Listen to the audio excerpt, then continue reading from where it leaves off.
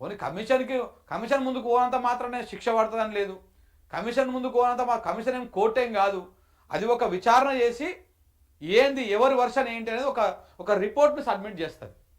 అది ఏకసభ్య కమిషన్. అది రిపోర్ట్ను సబ్మిట్ చేస్తుంది. ఆ రిపోర్ట్ ప్రకారం వీళ్ళు మరి విచారణ సంస్థలకు ఇస్తారా లేకపోతే కేసులు పెడతారా ఏం పెడతారా ఎట్లా అనేది అది తర్వాత మళ్ళా ప్రభుత్వం డిసైడ్ చేస్తుంది. ప్రభుత్వం ఆ రిపోర్ట్లో ఉన్నటువంటి అంశాలను వాళ్ళకు అనుకూలంగా ఉంటే ఒక రకమైన స్టెప్ వేస్తారు, అనుకూలంగా లేకపోతే ఇంకొక రకమైన స్టెప్ వేస్తారు. ఓన్లీ బదనాం చేయడం కోసమే చేస్తాం. ఎందుకంటే ఇప్పటిదాకా మనము ఒక అంశాన్ని ఇక్కడ గుర్తుపెట్టుకోవాలి మిత్రులారా. రేవంత్ రెడ్డి గారు వచ్చిన తర్వాత ఎన్ని విచారణలు చేసిరు, ఎన్ని కేసులు స్టార్ట్ చేసిరో ఒకసారి చూద్దాం. ఒకటి ఫస్ట్ రాగానే ఫోన్ ట్యాపింగ్ కేసు అన్నారు. Phone tapping case. ఈ ఫోన్ ట్యాపింగ్ కేసులో ఏ రకమైనటువంటి ఎవిడెన్స్ దొరకలేదు. దాదాపు 18 నెలలు అవుతుంది, ఇప్పటికి 17 నెలలు 18 నెలలు అవుతున్నది. ఏ రకమైనటువంటి ఎవిడెన్స్ లేదు. ఇందులో ఒక్క ఎవిడెన్స్ కూడా దొరకలేదు. అందులో ఎలాంటి బలమైనటువంటి ఆధారాలు వీళ్ళకు దొరకలేదు. దాంతో అది కూడా వీగిపోయేటువంటి పరిస్థితికి వచ్చింది. నిన్ననే మనం మాట్లాడుకున్నాం కూడా.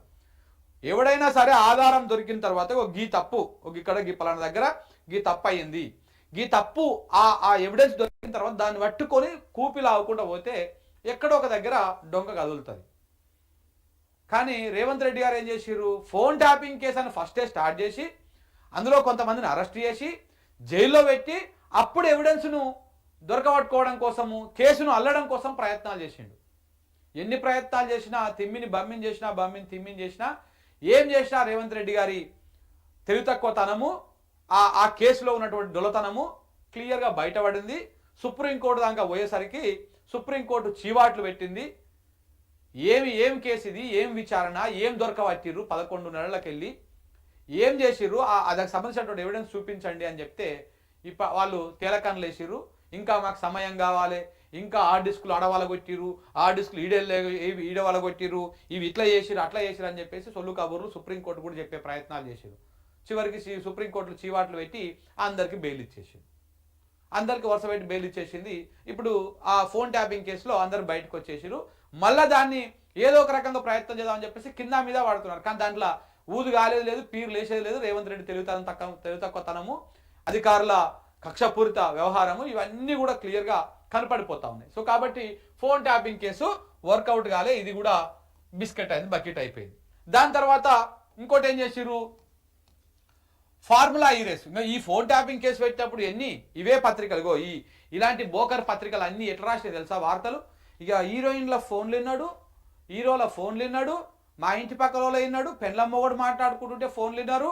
ఇక ఇవన్నీ అసలు వాస్తవానికి ఏంది, ఈ పత్రికల్లో వార్తలు రాపించుకుంటా ఈ వినే కార్యక్రమం చేసేది మొత్తం ఇప్పుడున్న బ్యాచే.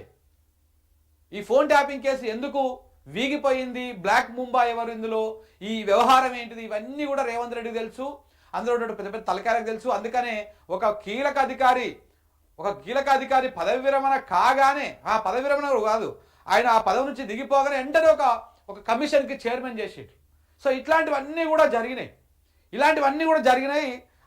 లాక్కోలేక పీక్కోలేక ఇందులో ఆ ఫోన్ ట్యాపింగ్ గుంజుకుంటూ పోతుంటే ఎవడెవడో కదలడం, ఎక్కడెక్కడనో కదలడం, ఇవన్నీ మళ్ళీ ఆఫీసర్ల చుట్టుముట్టే తిరగడము, ఇవన్నీ జరిగేసరికి ఇదో పెద్ద పెంట అవుతుందిరా, ఇది కనుక పుసుకున పోయి కేంద్రం చేతిలో పడితే ఇంక మనం అందరం బకెట్ అవుతుంది అని చెప్పేసి మూసుకొని కూర్చున్నారు. సో ఇట్లా ఈ ఫోన్ ట్యాపింగ్. ఇంకా రెండవది ఫార్ములా ఈ రేస్. ఈ ఫార్ములా ఈ రేస్లో కూడా ఎన్ని కథలు, ఎన్ని స్టోరీలు అల్లిరు. ఫార్ములా ఈ రేస్ వ్యవహారంలో కూడా ఏసీబీ అత్యుత్సాహం, దుంకులాట, ఉరుకులాట. రేవంత్ రెడ్డి ఇక కేటీఆర్ని ఇవాళ అరెస్ట్ చేస్తారు, ఇక రేపు అరెస్ట్ చేస్తారు, ఎల్లుండి అరెస్ట్ చేస్తారు, లీకులు, ఒక మీడియా అంతా హైపు, పొద్దుగాల నుంచి సాయంత్రం దాకా ఇదే పంచాయతీ నడుస్తుండే. ఏమైంది ఫార్ములా ఈ రేస్ కేసు, అందులో కూడా ఏం లేదని తేలిపోయింది. అది ముట్టుకుంటే అటు తిరిగి మళ్ళా అంతర్జాతీయ స్థాయిలో రేవంత్ రెడ్డి పరువు, ఇటు రాష్ట్రం పరువు పోతుందని చెప్పేసి నోరు పూసుకొని కూర్చున్నారు.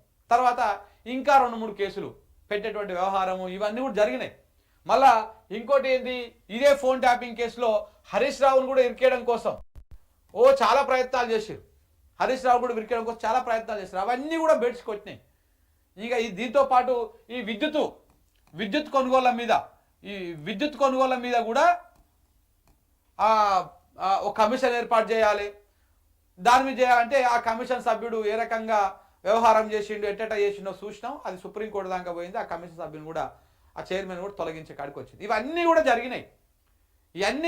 ఇవన్నిట్లలో ఏ దాంట్లల్లో కూడా ఒక ఈక కూడా పట్టుకోలేకపోయారు, ఓ తోకను కూడా పట్టుకోలేకపోయారు. కొండందోవి ఎలకను పట్టుకుంటారట కదా, ఎలక కాదుగా, ఎలక తోక, ఎలక ఈకను కూడా పట్టుకోలేకపోయారు. ఇక ఇప్పుడు ఫైనల్గా ఏమొచ్చింది, కాళేశ్వరం కాడికి వచ్చి కేసీఆర్కు నోటీసులు ఇచ్చేది. ఇంకా ఇది ఒక ఫైనల్ టచ్ అనమాట. ఇది ఒక ఫైనల్ టచ్. ఇప్పుడు కేటీఆర్ను ఇరికిద్దామని ప్రయత్నం చేసిరు, కుదరలే. హరీష్ రావును ఇరికిద్దామని ప్రయత్నం చేసిరు, కుదరలే. ఇప్పుడు కేసీఆర్ను ఇరికియాలి. అందుకే ఇప్పుడు ఈ కేసీఆర్ మీద ఇందులో కనుక మనం ప్లాన్ చేసి ఇరికిస్తే ఇటు హరీష్ రావు సైలెంట్ అవుతాడు, అటు ఈటల కూడా సైలెంట్ అవుతాడు. ఒక దెబ్బకు 3 పిట్లు అన్నట్టుగా ప్రయత్నం ఉంటుందని చెప్పేసి చేసారు. కానీ ఇందులో కూడా చెప్తున్నా కదా, ఇందులో కూడా ఏది ముందుకు పోయేటువంటి అంశాలు లేవు. ఏది ముందుకు పోయేటువంటి అంశాలు లేవు.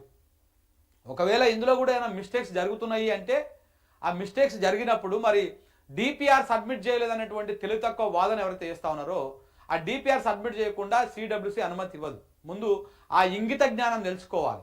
జర్నలిస్టులైనా, మేధావుల ముసుగులో ఉన్నటువంటి కొంతమంది కొన్ని పార్టీల కార్యకర్తలైనా కానీ ఏ డిపిఆర్ సబ్మిట్ చేయకుండా ఏ ప్రాజెక్టుకు సిడబ్ల్యూసి అనుమతి ఇవ్వదు.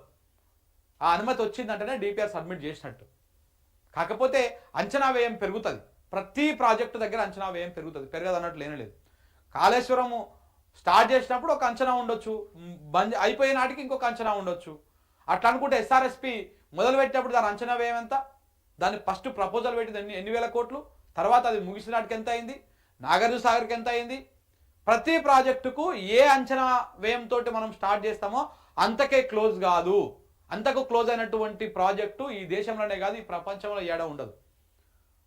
పని చేసుకుంటూ పోతుంటే ఒకటి ఎక్కువ కావచ్చు, ఒకటి తక్కువ కావచ్చు, కానీ ఆడికే మనం ఏడికైతే గిరిగీసుకున్నామో ఆడికే పూర్తి కాదు. చిన్న చిన్న పనులకే గిట్ల ఉంటే మరి కాళేశ్వరం లాంటి బహుళ సార్థక ప్రాజెక్టు, ఇన్ని లిఫ్టులు, 20 లిఫ్టులు ఉన్నటువంటి ప్రాజెక్టు, 3 బ్యారేజీలు ఉన్నటువంటి ప్రాజెక్టు, రిజర్వాయర్లు ఉన్నటువంటి ప్రాజెక్టు, ఇన్ని పెద్ద ప్రాజెక్టులో అంచనా వ్యయం పెరగదా? బరాబరు పెరుగుతుంది. ఎందుకు పెరగదు? పెరగదు అన్నట్టు ఏం లేదు. కాకపోతే పెరిగిన డబ్బులు ఎక్కడ ఖర్చు పెట్టిరు, ఏడ ఖర్చు పెట్టిరు, ఎంత ఖర్చు పెట్టిరు అనేది లెక్కలు చెప్పాలి. ఆ లెక్కలు చెప్పాల్సినటువంటి అవసరం కూడా ఉన్నది, చెప్తారు కూడా.